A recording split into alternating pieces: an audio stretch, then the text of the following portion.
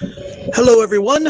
I am Professor Geek. Welcome back to the channel, and welcome to what is not quite yet the rewatch for Kiss Me Deadly. As those of you in my Facebook group would know, I decided to go a little bit early tonight and talk about some short story stuff. So we will be doing that in a moment. Okay. So if you have any questions about short stories, feel free to put them in the chat. I will try to get to them. I'm going to say a few opening things about it. Then I will read my own with, having pointing us to some examples or whatever to think about as we get through it. But short stories are kind of hard to talk about just as it's not one genre. I mean, when you say short stories, you can basically mean anything shorter. Well, anything shorter than a novella. I was almost going to say anything shorter than a novel, but we do have novellas that are their own kind of genre. But you've got people who count a short story as something that's really quite long. Then you can go all the way to flash fiction, which is supposed to be, can be as much as 2 or 3 sentences. That's kind of hard to really justify. Some people like swear by flash fiction, but I find it a little dubious at times. But there's flash fiction. There's the craft that are the type, the medium that I really love and that my work kind of naturally gravitates toward is the tale. I've talked about that. And the tale is it's usually about 10 pages. So it's a very, very short story, but it's usually very direct. You've got you usually have a heavy reliance on the unities. Remember we talked about Aristotle's unities. I think it was in the book study last week. So you have the unity of time, the unity of place, the unity of action. You don't have to be 100%. You don't have to adhere to those 3 perfectly 100%, but they're really good rules of thumb in short stories, period. You do want to make sure. I mean, you can.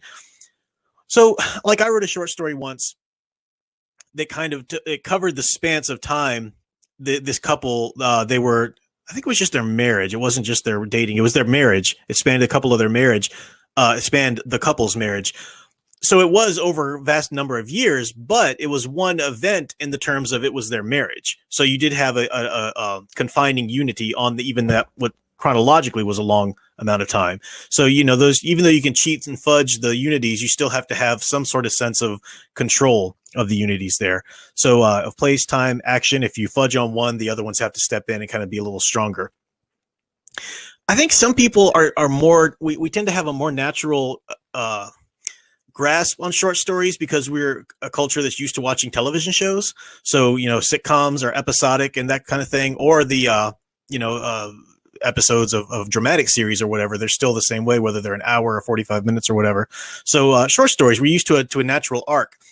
When you write a novel, you have to think about the fact that people are not going to read this in one sitting. You need to write each chapter as its own little mini arc, and you need to really pace out a novel with these sort of ebb and flow and give it some natural breathing spaces where people can set it aside and go, do their life for the day or whatever before they come back. You don't have to worry about that with a short story. So as Edgar Allan Poe famously said, as I always quote him on, a short story should be about the length, or should be the length that could be read within one sitting. Now, in Poe's day, that's a little bit longer than it is today because people's attention spans just aren't quite as long. Part of that is people, just don't try hard. There is a laziness, but it's also because of our technology and whatnot. I mean, in Poe's day, reading was television. That was what you did for fun. Nowadays we were so visual and there's so many things competing for our attention, whether television, whether computers, whether our phone or whatever. So we're our brains, I've said this before in some videos, brain scientists have even talked about how our brains are better at adapting at multitasking now, and they're losing the ability to just sit and focus on one single thing for a longer period of time.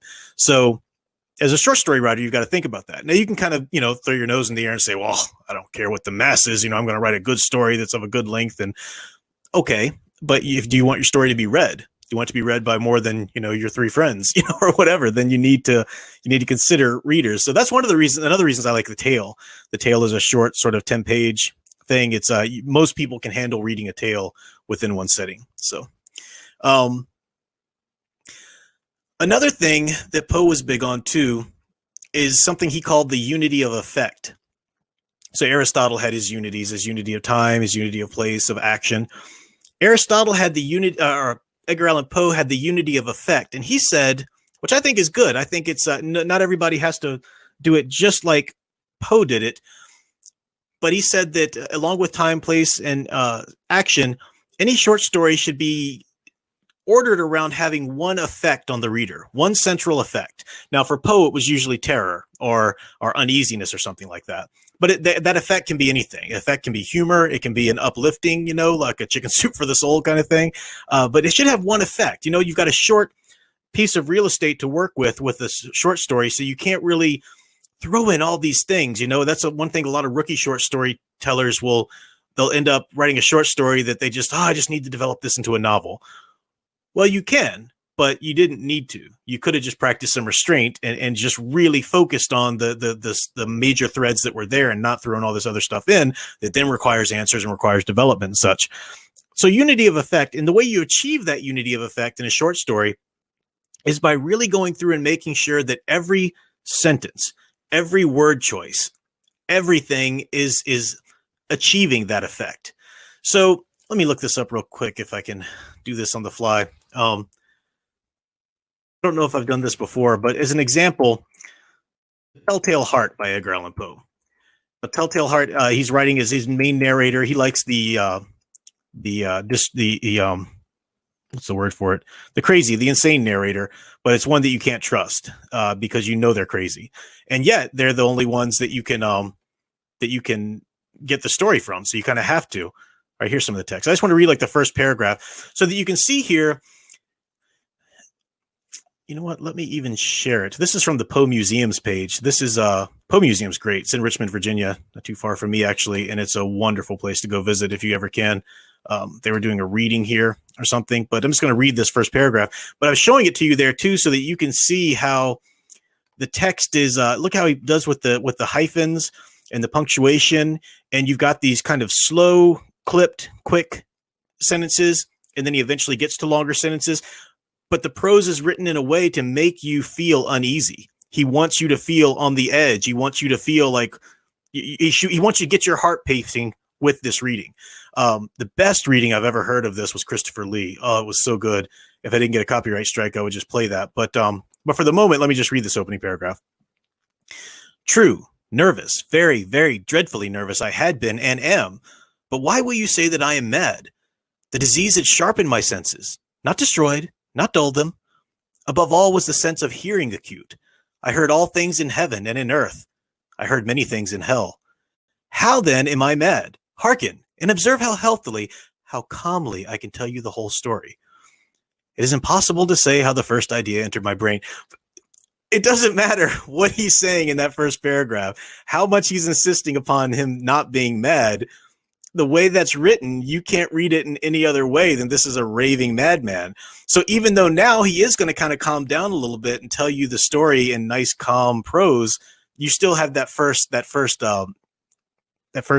experience with him. So you know what's to come. Poe has decided that. So even in a novel, you should do that. Even in a novel, you should have the words and the language and everything really contributing to whatever effect you're doing at a time in a novel, because you can have multiple effects, multiple themes. Novels can be a little bit more vast and profound, but even at whatever given time, the prose, the words, everything, nothing should be there, just by accident or by coincidence. It should be there contributing to an effect.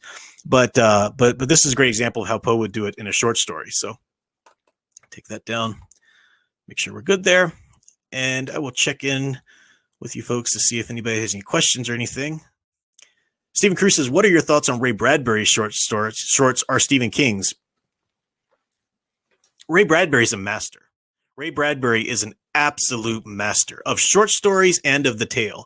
If you haven't read The Illustrated Man, you don't know what you're missing. That is just, it's masterful. Even, I didn't even, some of the short stories, the subject matter wasn't like, I don't enjoy that quite as much as some of the other ones, but you just have to, your mind's blown by how well it's done, well crafted it is. So he's really good. King is capable of writing amazing short stories, but King, he even admitted this in his own book he wrote on writing. He can't help himself. He's got to put more in. He's got to, when he goes back to revise, he just needs to put a little bit more in. And then he wants to put this other little scene in and then this other little thing. So even the short stories that he does keep on the shorter side, I read that and usually think, you didn't need to say that. You didn't need that. You didn't need that part. Maybe that's just me. Maybe that's a taste thing. But he is a master storyteller. And, far be it from me to say, oh, I could do that better than King or anything. But you just asked me my thoughts on it. So there you go. Sound Engraver says Asimov's Nightfall is a great example of a short work that impacts in one sitting. I read it one lunch hour and was stunned. Silverberg adapted to a novel, but I have no need of it. Yeah, I've never read the novel, but the short story it's been a long time since I read the short story. I want to go back and read it again to make sure. I might be kind of mixing it up with another one. But Asimov was good. Asimov was very good. And yeah, you said you read it over a lunch hour. I can imagine that. I've done that before in other stories. You just read it sort of in the middle of the day. And there was a meme once. It was talking about the end of a novel, but at the end of a short story too. It's like that point when you finish a story or a novel and you look around the world with everybody going along like nothing happened to you. Like, do you people know what I just went through? This experience, this great artistic, you know, your emotions are correct or whatever if the story's done quite well. So, Stephen Cruz, name some personal favorite tales, please. So short stories. Waiting for the Girl by Neil Gaiman. I talked about that. A lot of Neil Gaimans are great. How to Talk to Girls at Parties. You can find that one public domain. If you just Google How to Talk to Girls at Parties, that's a wonderful story. I love it because it's these middle school boys. So yeah, you know, just getting into talking to girls and stuff and the awkwardness and all of that. So they go to this party with girls, and the girls happen to be actually aliens from space as well. So you can see the double level of, because any normal girl, it might as well be an alien to a young boy trying to relate to her and trying to figure out how to talk and not be awkward and stuff. So that was a great one. I've mentioned, what is the name? John Gardner does some great great tales. There's one John Gardner tale about a dragon. Look up John Gardner and dragon. That's quite well done too. So I'll put up a list. Maybe if you haven't joined the Facebook group, drop in on that. I think the link's down below. Troy will probably put the link here in the chat. But yeah, if you I'll come up with a list of short stories that I think personally are really well crafted. Our tales, if you want specifically, Stephen Cruz, and I'll put them on the Facebook group. And if they are links to them in public domain, I can put those. But you can't go wrong with Poe, you know, as long as you can handle the creepier stuff. And Bradbury, as I said, Neil Gaiman's Neil Gaiman's great. Sometimes Neil Gaiman can kind of rest back on the fact that he's Neil Gaiman. And some of the stories just like, you phoned that one in, didn't you, buddy? You know, because he's so capable of doing amazing stuff. But every now and then, like, you read a compilation of his and he's blowing you away. And then you get to one story. It's like, so you needed something to fill it in. Okay, that'll work. So there's that. Oh yeah, the Werewolf Cycle is a great one, Paladin Demo. Yeah, that's not Stephen King. And who was the artist? I like the comic book artist. I think he's got 3 names, but I like him a lot. I can't remember right now, but I have a copy of it back there on my shelf actually. Who did the art for it? So it's like a novella, but it's illustrated with the werewolf art. It's not the most ground-shaking or earth-shaking werewolf story. You know, it doesn't really break the bounds of originality there, but it's really well done. It's a well-told story. It is the cycle, so you get that. I think they made a movie of it, but I hadn't seen the movie. I just like the story so much. Cool. All right, well, I think I caught up on the questions here now. I'll jump back to the chat in a few minutes, and we'll see if we have any more questions. But before we get too long around the bend here, I want to read this short story of my own as an example of a few things. This appeared in the this appeared in Elsewhere in the Middle of Eternity. It's the second fiction anthology from Firebringer Press. I'm honored to have my work in these anthologies because the caliber of the other authors are just amazing. Steve Wilson, the owner of the publishing company, Phil Giunta, the editor, and everybody else there. They're just really great. So I'm honored to have my work in this. I had 2 stories in the first one, which was Somewhere in the Middle of Eternity. This is the second one, Elsewhere in the Middle of Eternity. I had a couple in this one too. And I will have a third story or one story in the third anthology that's coming out. It should have been out this summer, but then the publisher had some stuff going on.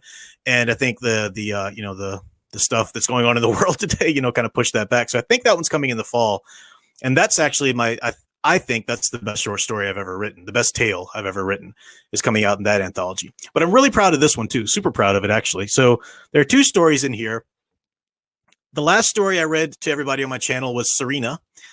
And that kind of got a reputation for me because it was very Twilight Zone-esque. It was very Poe-esque. It was very voyeuristic and psychoanalytic and all that kind of stuff.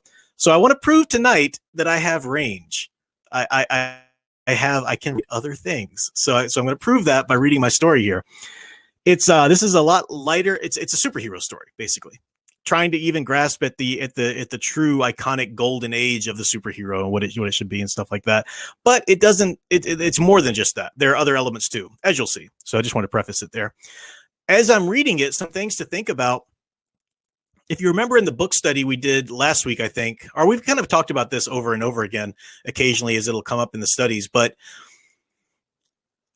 if you start an actual the first page of a story or in a chapter, you want to start in action. You want to start with the action, but then you need to give exposition too. So a lot of people will start with just a line of action, and then they'll launch into this whole big, slog of exposition, and they think, well, we started with action, so it's all fine. I can just tell everything now. No, you can't. In novels, you can do a little bit more of that, but especially in short stories, you really have to, even if you've given a little exposition, go back to some action, break it up, give some visuals. Especially with a short story, you want to draw the reader in as quickly as possible. And the way you do that, obviously with the subject matter of your story, but that takes a while for them to kind of figure out your world, figure out what's going on.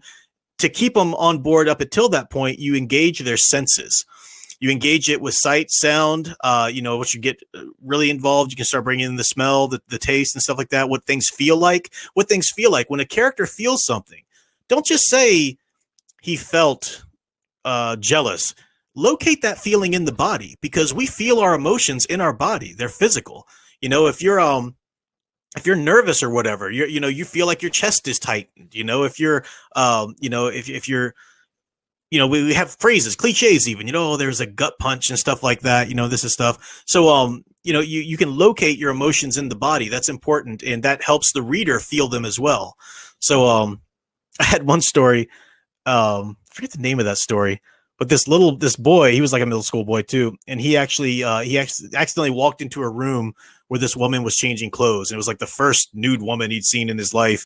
And it says, how did I rate it? It's like his stomach felt cold, like he'd eaten too much peppermint, so something that the little boy would know how to, because I was in free and direct intercourse, I was in the boy's head, but something that would, even if you never thought to liken feeling nervous or feeling shocked, like you'd eaten too much peppermint, you can understand that. You can kind of bridge that gap. So those are the kind of things you want to do.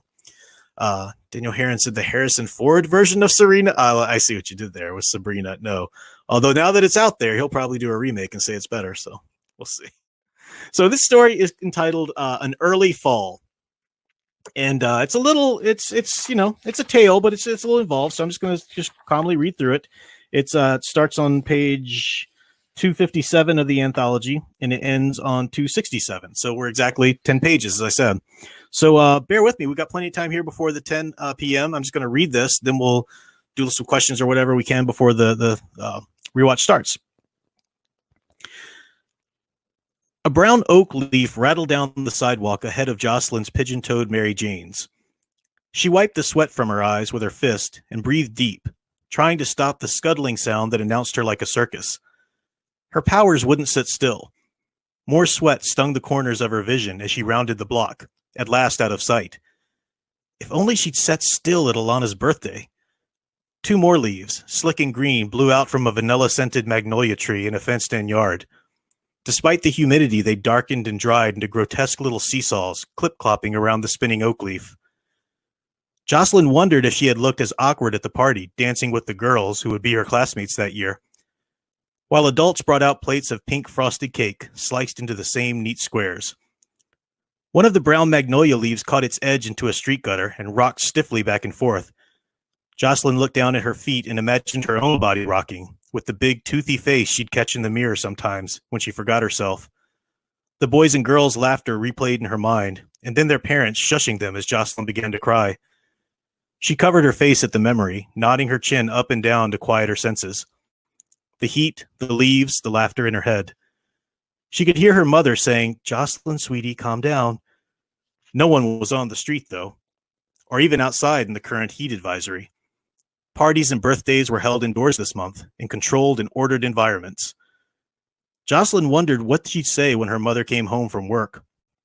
The other parents would be leaving messages by now, though nothing had happened quite bad enough to make them move again. Jocelyn would have to explain why she kept the party a secret and didn't bring her mother for protection. Wasn't it obvious? She was 10 years old now, double digits, and with her mother's hovering and preemptive explanations of how different she was, she might as well have the word freak tattooed on her forehead. The tan building a few blocks away flashed into her mind, with fountains and playgrounds in the yard, and rainbows painted on the walls. A hospice, her mother had called it when they'd stopped behind the moving truck at a red light. A place some children go when they're sick. From the car window, Jocelyn had seen a girl around her age, bald and sitting on a swing. 3 adults stood around the swing, all smiling, not bothered by the girl's lack of hair or the difficulty she had clinging to the chains and kicking at the sand. They cheered her on. Jocelyn kicked a chipped piece of sidewalk into the circle of leaves. Who cheered for her? She might as well be sick. Her mother spoke the word autistic like it was contagious. Don't look, don't come too close. Jocelyn knew that was partly so they wouldn't see her shrivel flowers or dry up a garden as she approached. Powers could attract the wrong kind of attention, and there was a reason heroes had secret identities. But she couldn't fly or move things with her mind. She killed plants, some power. So why couldn't she be taken to a happy place where adults were kind and patient and didn't look away because of how different she was? As Mrs. Bridgewater's rosebed loomed into view, Jocelyn froze. She thought of Alana's birthday bouquet, withering and breaking off in sudden brisk wind. They all stopped laughing then, and for a moment she was glad they were scared of her. It served them right. But Mrs. Bridgewater had a kind face. The peanut butter cookies she brought over when they first moved in were delicious, and when Jocelyn's mother began the explanation of her daughter, the old lady looked down with affection instead of curiosity or sympathy. Jocelyn knew she was too upset to walk past the roses and leave them unscathed. The twirling leaves gathered more to their number as Jocelyn stepped back. A minivan came to a rolling stop at the crosswalk beside her, before moving on. Jocelyn looked at the bold white lines that bridged the road. Her mother didn't like her to cross the street alone. The heat felt worse standing still. Her blue dress stuck to her back and sides in dark, wet patches. She looked up the sidewalk. Her house waited just beyond those rose beds. As the leaves continued to move, she took a deep breath, looked both ways, and stepped down onto the asphalt. Her shoes made a kissing sound on the hot pavement, complementing the whirl of leaves, so that Jocelyn walked in time, calmed by the rhythm. Then a new sound entered, dissonant and unwelcome. Tires squealed to her left. She turned to her head to see a sedan skidding around the curve. The driver had seen her far too late to stop. Adrenaline fired through Jocelyn's body. She couldn't decide which direction to run to avoid the car's fishtailing approach. When it felt too late, she closed her eyes with clenched fists at her chest. A breeze brushed past her cheek. She felt a sense of weightlessness. I'm dead, she thought. This is what it's like to feel dead. She opened her eyes to see a man's face smiling down at her, with all of the affection of Mrs. Bridgewater's and more. It's okay, he said. You're safe. As she focused her senses, she recognized the coiffed silver hair and deep blue eyes. She'd seen that face on magazines and grocery store checkouts, and on comic books and toy stores. The blue wonder had been a constant in her short life. He winked at her from spinner racks in each town her mother moved them to after her powers had caused an incident in the last. Though she'd never opened any of the comic books, the Wonder's smile as he rescued orphans from a burning building or fought space monsters away from crowded cities reminded her that there were worse fates than hers, and in each of them, somewhere, there'd be a comforting force to help those in need. She tried to speak, but her tongue was a ball. She could only sputter breath in and out as tears seeped from her eyes to dry in the hot wind. Easy, he said, his strong blue-clad arms hugging her to his chest as they flew through the sky. Everything's going to be okay, I promise. His long white cape rippled and flapped in the wind, a bolder follow-up to the sound of the teetering leaves a moment before. They were already descending, and soon landed softly on a freshly mowed grass. Jocelyn saw a swing set a few yards away. Behind it stood a large tan building with the rainbow painted between the windows. Her eyes filled up with tears again, and this time spilled over. The Blue Wonder had come to fight her battle. He was taking her to the place where people wouldn't care if she spoke too loud, didn't walk straight, or made the plants dry up and die when she was sad. And the Blue Wonder would be the first to push her on that swing. Do you know where you live? He asked. I should take you home to rest.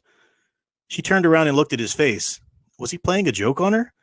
The Blue Wonder always spoke truth, she remembered, from the cartoons. Then he wasn't saving her. He was going to take her back to live with her mother like a freak show in hiding. He should have just left her in the street. No, she said, and ran for the playground as fast as her steps could take her. Grass trailed pale and brittle behind her, and a swarm of green leaves peeled off a maple tree by the road to twist around her face and crunch beneath her feet. Her vision clouded with tears and bits of brown leaf, and she saw only a blue form with the silver hair appear a few feet in front of her. She rubbed her eyes clear in an angry swipe, angry at her powerlessness. The Wonder's eyes had changed too, though. They were still kind, but now worried. Not by her, but for her. He looked hurt because she was hurting. He reached his arms out, and she ran into them, hiding her snotty, teary, sweaty face in the folds of cape at his shoulder. He held her with a comforting strength while she wept and gasped for air to weep again. Then he spoke one word. "Jocelyn?" She leaned back to look up at him through the blur. "How do you know my name?" "I'm a friend of Mrs. Bridgewater. She told me about you, how you're sweet and gifted, and a little sad," she thought. "I was planning to visit you later today." Jocelyn gripped his arm to stop from falling back. No one had ever called her sweet before. Sweetie, sweetheart, sure, but those were just names. For someone to know her and think she was anything other than weird or helpless was new. She opened her mouth and said the first thing she thought of. "Mrs. Bridgewater is nice." The Blue Wonder laughed, and the sound focused the cacophony in Jocelyn's mind. "I've always thought so," he said. "Well, since you don't want to go home, why don't you spend the afternoon with me? I have some hero work to do, and I could use someone with powers to help." Jocelyn's eyes grew wide. "Mrs. Bridgewater is very observant," he said, winking at her and extending his hand. She took it and no longer worried. If they would have to move again or if her mother would be angry, the Blue Wonder wasn't worried, so neither was she. "Where are we going?" she asked as they walked. "Right here," the Wonder pointed to the Rainbow Building. Jocelyn scratched at the black barrette, already askew in her hair. The building wasn't on fire. Was there an alien monster on its way to attack? As though guessing her thoughts, the Wonder gently squeezed her hand. Being a hero isn't all super punches and disasters. Sometimes the bad guys are the little voices in our heads telling us to give up. Those villains are the most dangerous. Everyone needs help facing them sometimes. They had reached the playground and were the only ones outside. Jocelyn still didn't know what they were doing there. The Blue Wonder placed his hands on the red wooden seesaw and laughed to himself. "I haven't been on one of these since I was younger than you. Join me for a quick turn?" he asked, swinging his leg over the seat and grinning like a child. Jocelyn ran to the other side. She didn't want to say she had never ridden a seesaw. Some boys from school a couple of moves back had asked her to ride with them once, but she knew they just wanted to lift her into the air and then jump clear so she would fall. Even the Blue Wonder could send her flying through the sky without meaning to, but she trusted him as she climbed over the paddle seat and held onto the metal bars screwed to the top. They took turns pushing off into the air, the Wonder's feet barely leaving the ground, but Jocelyn felt completely diverted. Her senses settled into the rhythmic motion, and she imagined she was a normal little girl with friends all around. She opened her eyes, and the emptiness of the playground roared into her ears with the reek-rick of the seesaw's hinges. "Are you okay?" the Blue Wonder asked, seeming to surface out of his own reverie. Jocelyn's first instinct was to lie, but he'd somehow know. Still, where could she start? "I don't know how I can help you. I don't really have powers. When I'm sad or angry, plants start to die and wind starts to blow. It's not really even scary once you've seen it a few times." The Blue Wonder continued to push up easy from the ground with his white boots, and then touched down to give her more time in the air. My first ability, it manifested itself when I was about your age. Know what it was?" Jocelyn shook her head. "Laser sight, and only when I was excited. My pa gave me a baseball bat for my birthday, and it caught fire in my hands. I almost torched Ma's rose beds before I closed my eyes." "Were they mad?" "My parents? No. They taught me to close my eyes and count to 10 when I needed to. And once I could control it, we had instant campfires each summer at the lake." He laughed again. He laughed a lot, and Jocelyn found herself starting to laugh with him. "Shall we go inside?" he said. A woman met them at the door. Her hair clasped in the back was coming loose at the sides. Her face was tired but kind, and she patted Jocelyn's shoulder when the Wonder introduced her as his friend. Next, they were led into a type of common room where the children cheered as they entered. They ranged from Jocelyn's age to maybe as young as 4. Some were in wheelchairs, 2 were on gurneys, and others were connected to either oxygen tanks or IVs. Each face brightened, though, as the Wonder took time to speak to them, pose for pictures, and answer questions. Parents and nurses were wiping their faces. After a moment, Jocelyn realized that no one was looking at her. They weren't ignoring her. She was simply another child in the room, moving and acting in her own way. Then she noticed the room itself was decorated. Cartoon ghosts stuck to the windows and jack-o'-lanterns lined the tables. It was mid-July, but the room was laid out for Halloween. Okay, everyone, the lady with the clasped hair said. Go get into those costumes and we'll meet the Blue Wonder in the courtyard for some trick-or-treating. The children cheered, again as nurses began helping them from the room. Why were they celebrating Halloween? Jocelyn wanted to ask the Wonder as he walked toward her, but a nurse placed her hand on his forearm first. Bless you for coming, she said. I've never seen them this excited. It breaks my heart that some won't make it to October. The Blue Wonder patted her hand and looked at Jocelyn. Help me set up the courtyard? Jocelyn couldn't speak. She took his hand and they walked down the hall. As they neared the door, she asked, Are some of them really going to... Her throat closed in. The Blue Wonder let go of her hand and placed his arm around her shoulder. His voice was smaller than it had been before. Even heroes can't save people from everything. We do what we can, though. He pushed the bar on the door, and the hot, moist air of the courtyard broke over them. Jocelyn found it hard to breathe. The courtyard was large and mostly paved in red brick, with trees dotted throughout in intermittent squares of dark mulch. Black and orange lights already hung from the poles along the walkways. Rubber bats and witches dangled from the tree limbs, and more jack-o'-lanterns flickered in rows. Jocelyn wondered what more there was to set up. Then she heard a low whoosh as a refreshing chill surrounded her body and swayed the lights and tree limbs. She turned and saw the Blue Wonder with his fists on his hips, finishing his exhale of freeze wind. I have to tone it down so I don't freeze the place, he said. But we can't have the more fragile children suffering from the heat. That wouldn't be a problem now, Jocelyn thought. The yard was definitely cooler, but sweat still covered her body, and she thought she could feel the heat slowly returning, like when her mother turned off the air conditioner in the car to save gas. I'll need to cool it down every few minutes, the Wonder said. Unless you might be able to help. Jocelyn looked away from the Wonder's eyes. I can't really control it, she said, feeling as though she'd failed a question on a test from the one teacher she'd hoped to impress. It's okay, you'll learn someday. And just when the words lingered like a cliche, the Wonder added, I promise. Jocelyn looked back up in time to catch his wink. Some parents or volunteers, or both, entered the courtyard first with bags of candy and toys to set up stations at different points next to trees, around the fountain, and along the walls. Then the nurses brought the children out. They wore costumes of fairies, pirates, and superheroes, accommodating wheelchairs and oxygen masks where necessary. They were still excited by the presence of the Wonder, coming by for hugs and chats as he blew chilling breezes around the yard. Jocelyn was touched by how they thrilled at the chance to trick-or-treat. The lights and decorations sparkled in their eyes, and before doing anything, they searched out the pumpkins they'd helped carve, pointing them out to their parents and friends. They seemed so full of energy that Jocelyn found it hard to believe some wouldn't live past a few months. Her own sadness faded as she watched them. Sometimes she wished she'd never been born, but the reality of no longer being alive now struck her as horrifying. She suddenly missed her mother, who, as much as her actions hurt Jocelyn, was only trying to shield her. She thought of Mrs. Bridgewater and the Blue Wonder, too, and imagined never being touched by that kindness again. Then, as children began walking the path to the first trick-or-treat stop, a new horror occurred to her. Who would miss her kindness if she were gone?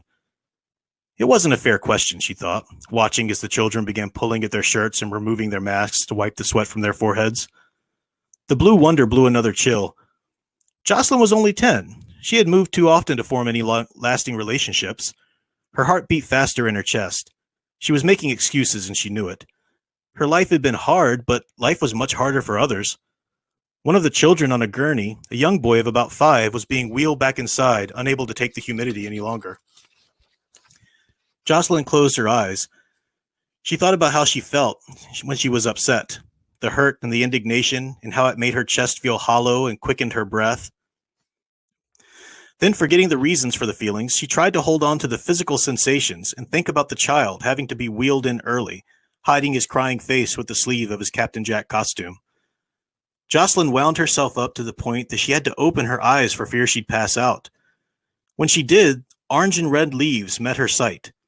Some had fallen to the ground and were being crunched and thrown into the air by excited children. The air was dry and crisp, an even cool, unlike the Wonder's momentary blasts. The strong summer sun sent its rays into the courtyard, but its heat only diffused through the candy corn patterns it sent through tinted trees. The children were cheering again, and even the adults smiled brighter. The lady with the clasped hair ran over to thank the Blue Wonder. Jocelyn looked away as she saw him shaking his head. Was he going to point her out? Looking at the children, though, Jocelyn didn't care. The ice pit in her chest had become an explosion of warmth, giggling up her throat and threatening to make her jump up and down. In that moment, she belonged there, had a purpose. She'd never experienced that before. She didn't want it to end. A hand rested on her shoulder. The Blue Wonder looked proud of her. That was a new experience, too. I knew you had it in you, he said. She wanted to believe it, yet how could he know? They'd only just met. You feel things more strongly than others, he continued. I know that can make life difficult, but it means you're capable of more than you realize. Jocelyn stayed there beside the Wonder, watching the children trick-or-treat and count up their candy and toys, playing in the faux autumn air. After an hour or so, when the children needed their medication or rest, the nurses began taking them inside. I should take you home as well, the Wonder said, so your mother won't worry. Jocelyn frowned. She wanted to hold on to this new feeling, not go back to her life where nothing had changed. But the Wonder was already saying his goodbyes to everyone there, and soon he had her by the hand, walking outside and across the playground. Jocelyn stopped. The Wonder looked back. What is it? I still don't want to go back. The Wonder knelt and hugged her again. You're not going back. Not to the way it was before, anyway. Remember what you did today. Hold on to that feeling. Will you come visit me again? He leaned back with his hands on her shoulders. Heroes have to stick together, don't they? She laughed, both from relief and at the thought of herself as a hero. Don't forget, you fought a battle today that even the Blue Wonder couldn't win.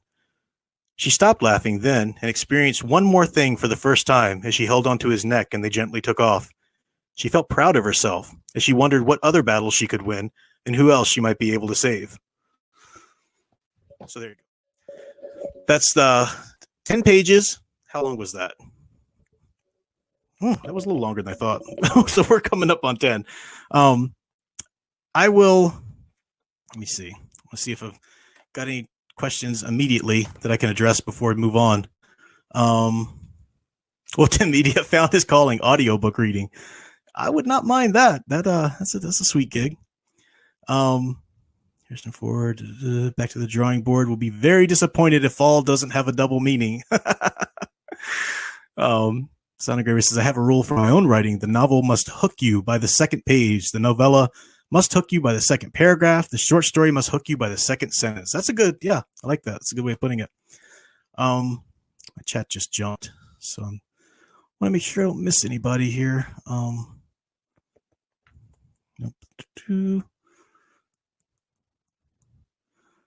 Netter said, love this story. Thank you, Netter. Appreciate that. Glad it worked there. Mr. Matchstick says, I have a hard time concentrating on short stories. I look at them and say, I got time. While longer ones I have to get through. The books I usually read are around 800 to 1,200 pages. Well, that's your taste. Some people don't enjoy short stories as much. That's understandable. Just a taste thing. Stephen Cruz for $5. Thank you, brother. Says, dude, that was freaking awesome. We need more Blue Wonder stories. I'm working on it. Thank you, sir. Nice to, yeah, as a character, I like to explore some more. So. Wolf 10 Media, I'm in tears. That was wholesome and sweet. Wow, tears. Thank you, sir. Appreciate it. So, yeah. It's all okay. How many rewrites did that go through, Agent Boomer? Any draft goes through a lot of rewrites, especially the editor, Phil Junta, for that anthology is really great at giving good feedback. Of course, I've got my friend Big Al, who's my first reader for everything.